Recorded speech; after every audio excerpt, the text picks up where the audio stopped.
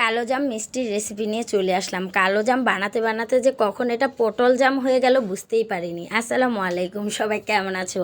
তো আজকে রেসিপিটা দেখো, অনেক ভালো লাগবে। আজকে আমি মিষ্টি বানাবো, তো এটা মিষ্টি বানানোর জন্য প্রস্তুত ছিলাম না। 1 কেজি দুধ দেখলাম ছানা কেটে গেছে, এখন কি করব, ফেলে দিব, তাই ভাবলাম একটু মিষ্টি বানিয়ে নিই।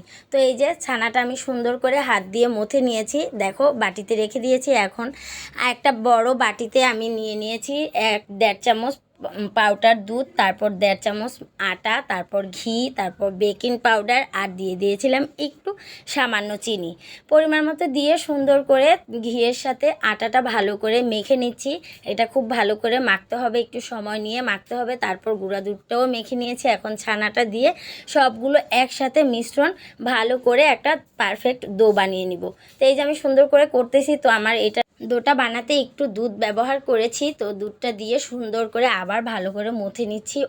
অনেকক্ষণ ধরে মথে নিয়েছি। দেখো খুব সুন্দর একটা ডো হয়ে গিয়েছে, একদম মিষ্টি বানানোর জন্য পারফেক্ট। তো আমি এই যে মিষ্টির শেপটা দিয়ে নিচ্ছি, যেহেতু আমি কালো জাম বানাবো তাই একটু লম্বা আকৃতি সবগুলো মিষ্টি বানিয়ে নিয়েছি। আর এদিকে আমি এই যে শিরা দিয়ে দিয়েছি, মানে চিনি দিয়ে পানি দিয়ে শিরা তৈরি করার জন্য দিয়ে দিয়েছি এক চুলায়। আরেক চুলায় তেল গরম করে এই যে মিষ্টিগুলো ভেজে নিব।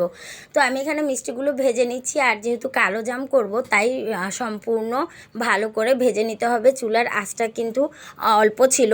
তো এই যে সুন্দর করে আস্তে আস্তে নেড়ে চেড়ে ভেজে এই দেখো সুন্দর একটা কালার চলে আসছে, একদম পারফেক্ট কালো জামের কালার হয়ে গিয়েছে। তো আমি এখন এগুলোকেই তুলে সুন্দর করে আবার সেই চিনির শিরায় দিয়ে দিব। আমি চিনির শিরাতে একটা এলাচ ব্যবহার করেছিলাম। তো দেখো কি সুন্দর মিষ্টি হয়েছে, তাই না?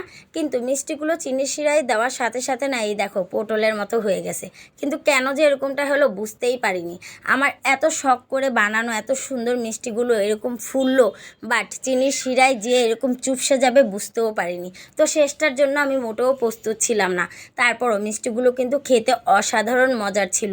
আমি 2 ঘন্টা চিনির শিরায় ভিজিয়ে রেখেছিলাম। তো যাই হোক, মিষ্টিটা কিন্তু অনেক মজার হয়েছিল, অনেক ভালো লেগেছিল। তো আমার ছোটো ছেলেটা অনেক পছন্দ করে খেয়েছিল। তো ভালো লাগলে একটা লাইক করতে পারো। আল্লাহ হাফেজ।